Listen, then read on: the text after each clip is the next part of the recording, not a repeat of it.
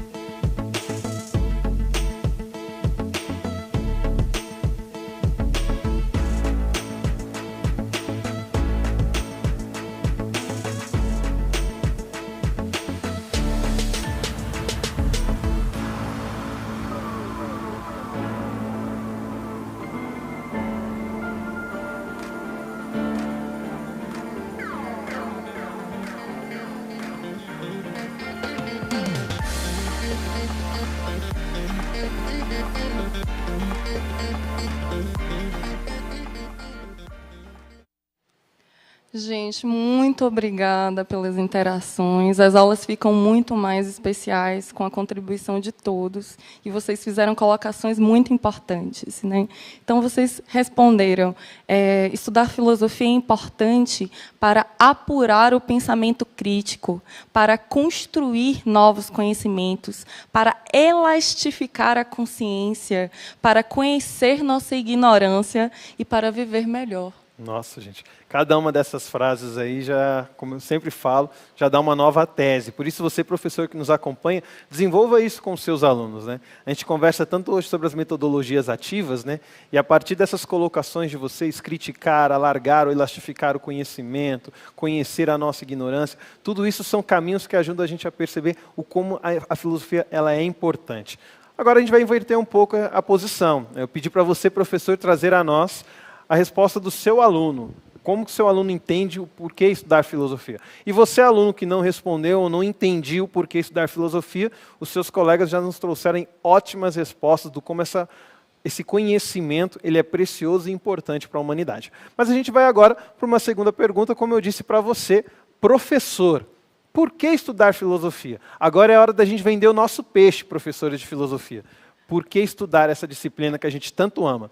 Mais 2 minutinhos e a gente retorna.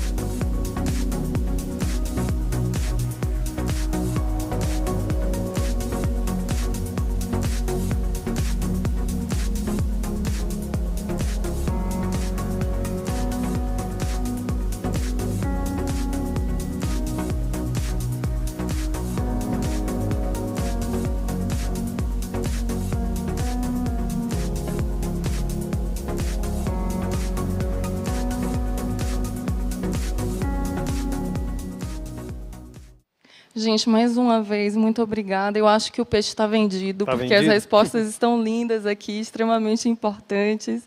Né? Então, os professores responderam, é importante, por que estudar filosofia? Né? Para conhecer o que foi produzido no mundo, para pensar corretamente, porque debatemos dialeticamente e isso possibilita sair da caverna. Nós tivemos uma aluna que respondeu também. Ah, legal. A Patrícia, ela respondeu: a filosofia é importante porque ela irá abranger grandes conhecimentos, fazendo as pessoas cidadãos críticos, tendo um olhar sobre a sociedade. E eu lembro, Marconi, quando eu refletia sobre a importância de estudar filosofia, e algumas vezes eu tive a oportunidade e o prazer de pensar um pouco a partir da filosofia, e me tocava pensar que estudar filosofia, porque é estudar a história do pensamento. Com certeza. Né? E como as mentalidades mudam, e com isso a sociedade também. E conhecer a história, gente, coloca a gente no ponto mais alto dela, que é o hoje, que é o agora, né? Quem não sabe de onde vem, não sabe para onde vai. Eu sempre costumo usar essa frase, né? Então, quando a gente conhece a história do pensamento, a gente pode aí cogitar para onde esse pensamento vai nos levar. O conhecimento ele é essencial, né? Até adiantando uma das coisas que eu queria trabalhar com vocês, uma vez que o questionário que eu trouxe trazia essa questão, qual que é a importância do conhecimento, tem um professor que ele é da área de história, mas ele também escreve em filosofia, que é o professor Gilberto Cotrim, e o Cotrim ele fala da diferença entre conhecimento, sabedoria e informação. A gente sabe que uma das definições de filosofia, e volto a dizer, estou adiantando algo que a gente conversaria mais à frente, uma das definições de filosofia é amor à sabedoria. Mas qual que é a diferença da sabedoria, do conhecimento e da informação? E o Cotrim ele traz uma ideia muito interessante. Ele diz o seguinte: o que é informação? É você saber o que aconteceu. Está chovendo por algum motivo, você sabe o motivo. Isso é informação. O que é conhecimento? É saber o porquê alguma coisa aconteceu. A informação me diz o que aconteceu. O conhecimento me diz por que aconteceu. A sabedoria me diz o que eu posso fazer com o que aconteceu. Né? E isso é importante, você professor e você aluno, você professor transmitir ao seu aluno e vocês alunos entenderem o porquê que nós professores nos dedicamos tanto a fazer vocês entenderem o porquê estudar a filosofia. Porque estudar filosofia é saber o porquê as coisas acontecem e o que fazer com o que acontece no mundo, no meu mundo e na minha vida. E é por isso que a gente vai refletir um pouco aqui sobre essa importância do conhecimento e de como nós construímos o conhecimento. E nós vamos fazer isso de uma maneira, digamos assim, um pouco ilustrativa, né? Fazendo algumas análises de imagens. Mas até para sensibilizar vocês dessa importância, eu trago aqui um pequeno texto, né, baseado na filosofia de Sócrates, mas trazido a nós através do professor José Alves de Freitas, onde ele diz o seguinte: se as pessoas se perguntam sobre determinadas coisas, é por manifestar, como disse Aristóteles, um desejo natural de conhecer. O saber é obtido a partir do exercício da indagação, do questionamento. O pensamento filosófico, por exemplo, é fruto de uma necessidade, a de conhecer, de compreender a realidade em seus múltiplos aspectos. O saber, portanto, não é uma dádiva, mas uma possibilidade a ser construída e produzida pelas pessoas. Vejam que lindo, gente. Essa filosofia que nasce do questionamento, e um questionamento que não é em vão, porque ele gera conhecimento. E um conhecimento que não é uma dádiva, não é um presente. A gente sabe que muitas pessoas têm essa visão. Nossa, a vida foi muito boa com você, porque você é inteligente. Com certeza, né? Se a gente for puxar no lado da psicologia, da genética, talvez a gente encontre algumas questões que justifiquem esse pensamento, mas nunca se justificam exclusivamente, né? Exige também aí um esforço, uma construção, gente. Por isso que é importante a gente entender que quando a gente se esforça, a gente nunca sai do mesmo jeito. A gente nunca... Einstein, se eu não me engano, já dizia, né? A mente humana ela tem uma capacidade de expansão linda, né? A cada coisa que ela aprende, ela se modifica. E por isso que vale a pena a gente constantemente estudar, refletir, para modificar essa consciência que nós possuímos, fazendo como Sócrates dizia, né? Uma vida não examinada não vale a pena ser vivida. Por quê? Porque quando eu examino a minha vida ganha um novo ar, uma nova vivência. digamos assim. E como eu disse a vocês, então, nós vamos fazer algumas análises de imagens agora, de uma maneira bem ilustrativa, para nos ajudar a entender como que o conhecimento, foi falado isso agora há pouco nesse texto do José Alves, dessa questão dos múltiplos aspectos da realidade. E uma vez que a gente está querendo trazer aqui na nossa discussão de hoje a importância do conhecimento, eu quero convidar você, aluno, né, lembrando sempre no nosso chat aí, você, aluno, coloca a sua resposta. Você, professor, se possível, na hora de transferir a resposta para o nosso chat, coloque o nome do seu aluno, coloque o nome da escola, inclusive, se for possível, para que a gente possa prestigiar a escola de vocês também. E a pergunta que eu quero fazer é a seguinte: eu vou pedir para vocês fazerem uma análise dessa obra, que se chama Lição de Anatomia do Dr. Tup, que é uma obra do Rembrandt, de 1632. E aí, analisando essa imagem, o que essa imagem te diz sobre o conhecimento, sobre conhecer, sobre adquirir conhecimento, de adquirir sabedoria, né, adquirir inteligência, digamos assim? O que essa imagem diz para você sobre isso? O que ela te revela sobre o conhecimento? Um minutinho, 1 minuto e meio, melhor dizendo, 90 segundinhos, e a gente retorna.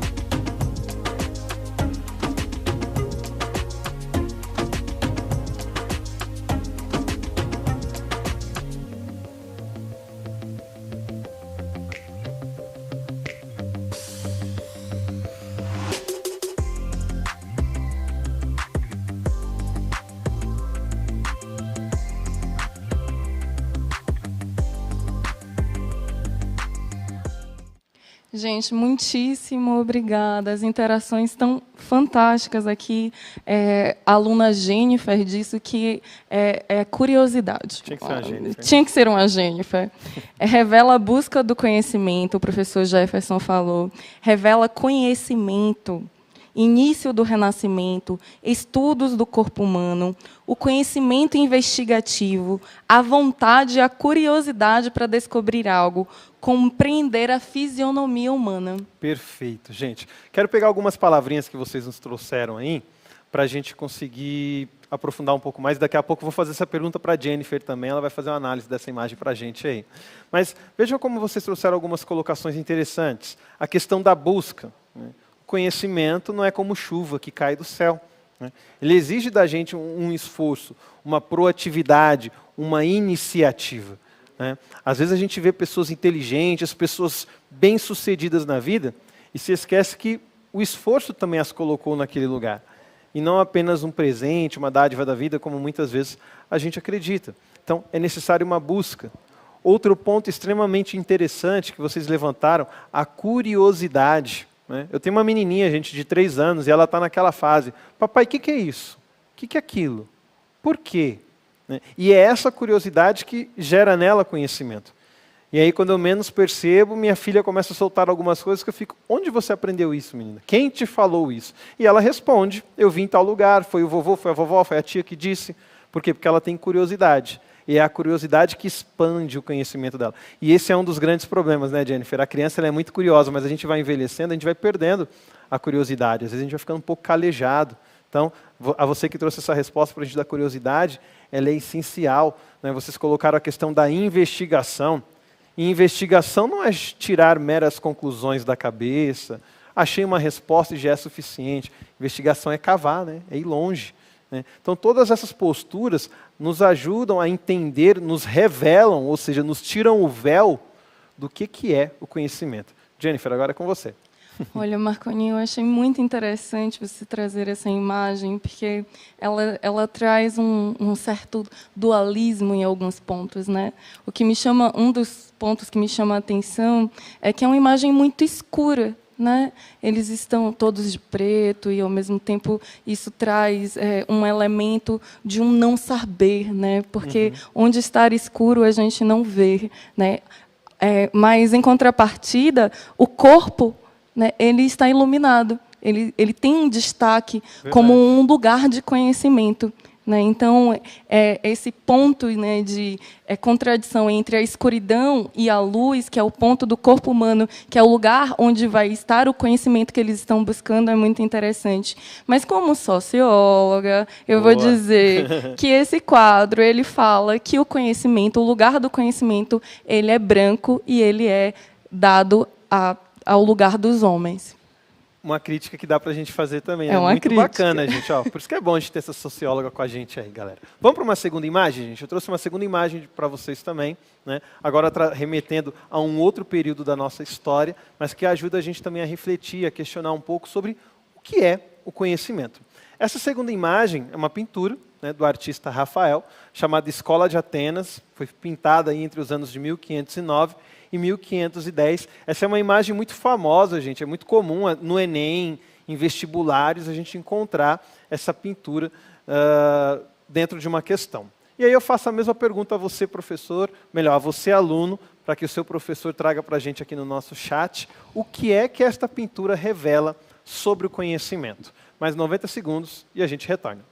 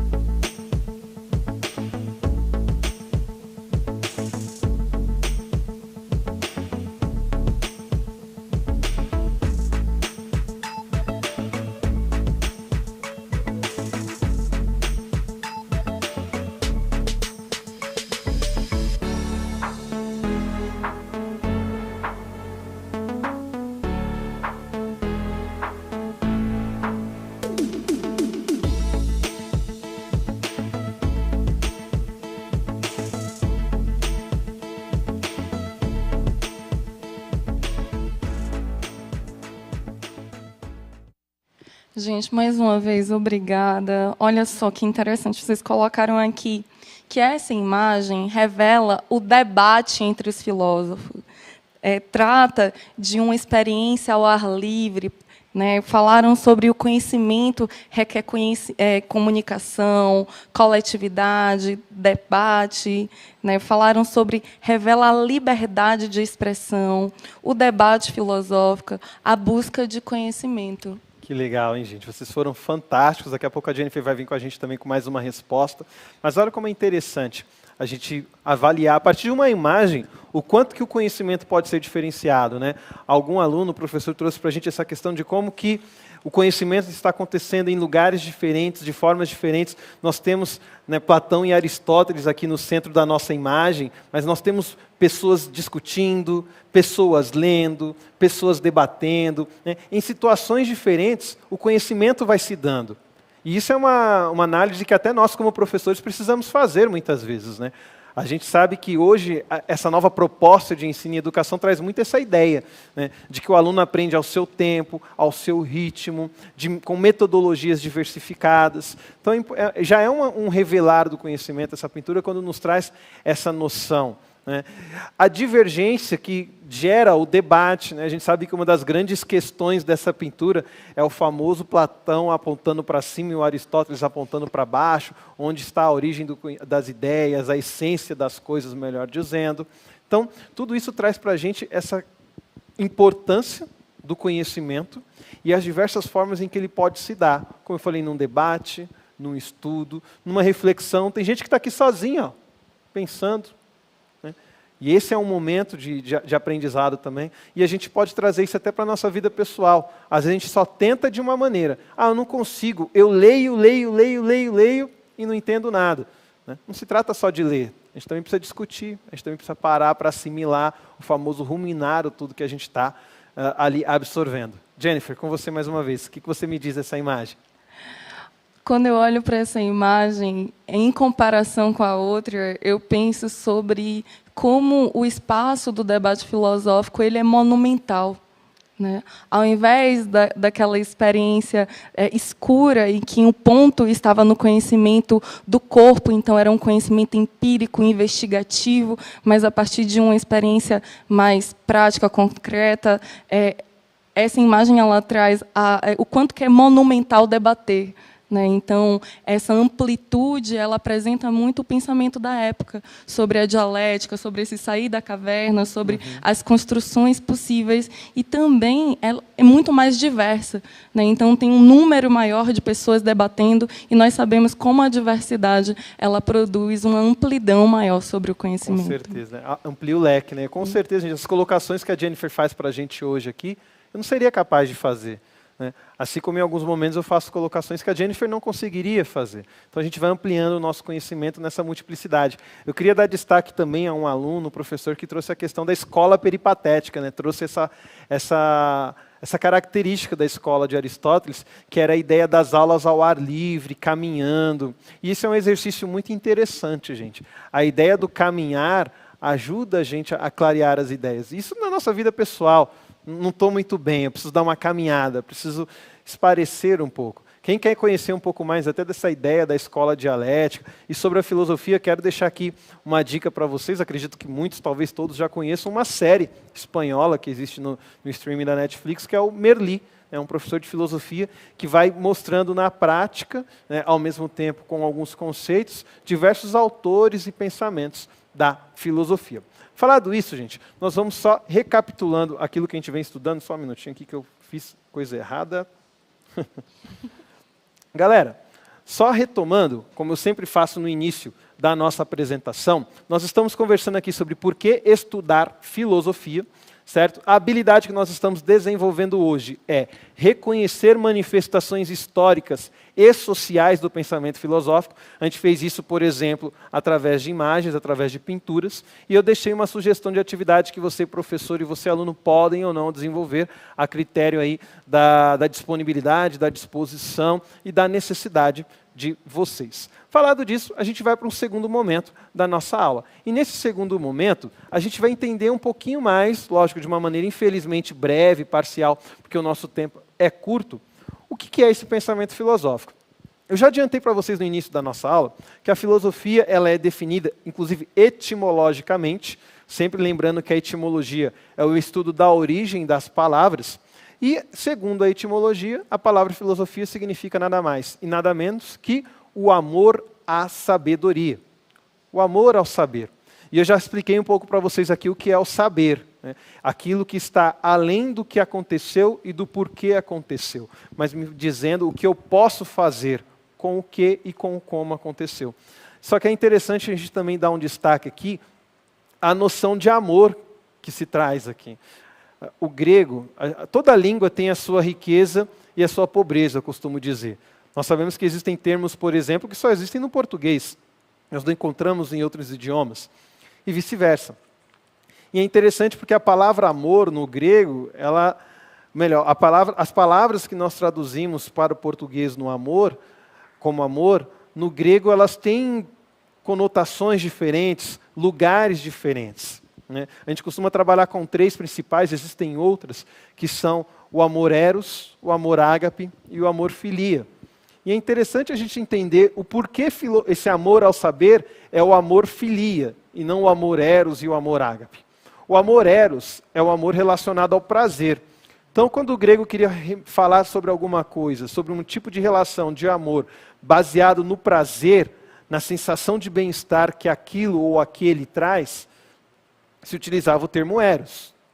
Quando se queria falar de um amor gratuito, que não me dá nada em troca, se utilizava o termo ágape, que normalmente é atribuído, né, nos nossos dias a muitas vezes o amor paterno, materno, aquele pai, aquela mãe que ama o filho independente do que eles façam. No ambiente religioso se atribui muitas vezes o ágape ao amor divino, né, ao amor da divindade, certo? Assim como o eros normalmente é atribuído à relação carnal ou aos vícios, né, aquilo que a gente ama por prazer, como eu amo chocolate, por exemplo. Agora, o termo filia, que a gente traduz por amizade, significa o amor àquilo que é bom. Eu amo porque é bom, se não fosse bom eu não amaria. Então quando se diz que filosofia é o amor ao saber, nós estamos dizendo a sabedoria faz bem. A sabedoria é uma qualidade na vida e por isso vale a pena que ela seja amada. Então essa é uma das características do pensamento filosófico. Eu busco o saber por amor. Eu não busco de maneira gratuita como no ágape, também não busco de maneira estritamente utilitarista ou prazerosa apenas, porque muitas vezes exige-se esforço, né? Falaram no nosso chat sobre a questão da caverna, mas a saída da caverna é dolorosa, né? Se soltar das correntes, encarar a luz depois de tanto tempo de escuridão, é doloroso, mas leva a essa bondade, a essa qualidade do conhecimento.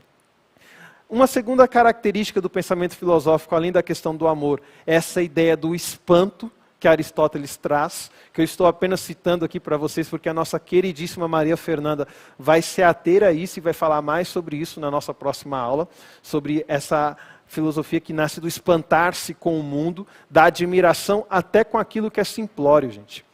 Quando eu explicava essa noção de admiração para os meus alunos, lá no Colégio Laerte, Almeida São Bernardo, lá em Taboão da Serra, eu dizia para eles, vocês são capazes de todo dia fazer exatamente a mesma coisa?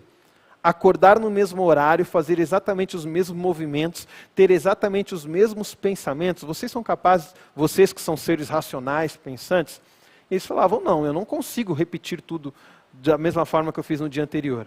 E eu dizia para eles, então olha a natureza, as estações se repetem, o ciclo da vida se repete de uma maneira maravilhosa, contínua. Como não se admirar com isso? Como não se admirar com o corpo humano? Como dizem por aí, se a gente juntar todas as veias, artérias e vários sanguíneos de um corpo e colocasse numa linha reta, é capaz de dar a volta ao mundo. Como não se espantar com essas coisas pequenas? Por isso que Aristóteles dizia, a filosofia nasce do espanto. Eu me admiro. E porque eu me admiro, eu busco conhecer. Uma terceira visão que a gente pode trazer aí sobre o pensamento filosófico é uma visão da professora Marilena Chauí, lá da USP, onde ela vai dizer que a filosofia é a reflexão fundamentada ou buscando fundamento daquilo que a gente faz e daquilo que a gente pensa, de maneira crítica, né? A Marilena Chauí, inclusive, ela traz no livro dela uma frase que é muito comum no meio filosófico, que eu vi que teve um professor que destacou no nosso chat aqui, né? A filosofia é uma ciência com a qual e sem a qual o mundo permanece tal e qual. Muitas vezes as pessoas têm essa visão. Com ou sem filosofia não faz diferença. Faz toda a diferença ter a filosofia, porque ela me dá fundamento para aquilo que eu acredito. Eu acredito e eu sei por que eu acredito.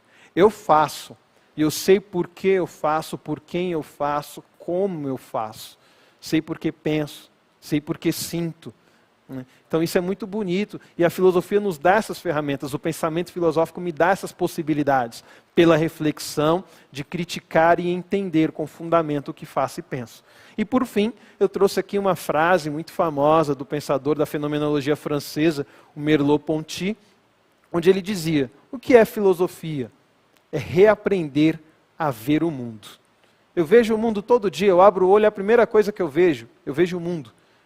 Mas a filosofia me dá a capacidade, a possibilidade de ver este mundo de uma maneira diferente. E o vendo de maneira diferente, nele agir também de uma maneira diferente. Caminhando, gente, para o final da nossa aula, eu vou deixar aqui na tela para vocês um momento de atividade que a gente não vai ter condições de fazer, porque o nosso tempo já está acabando.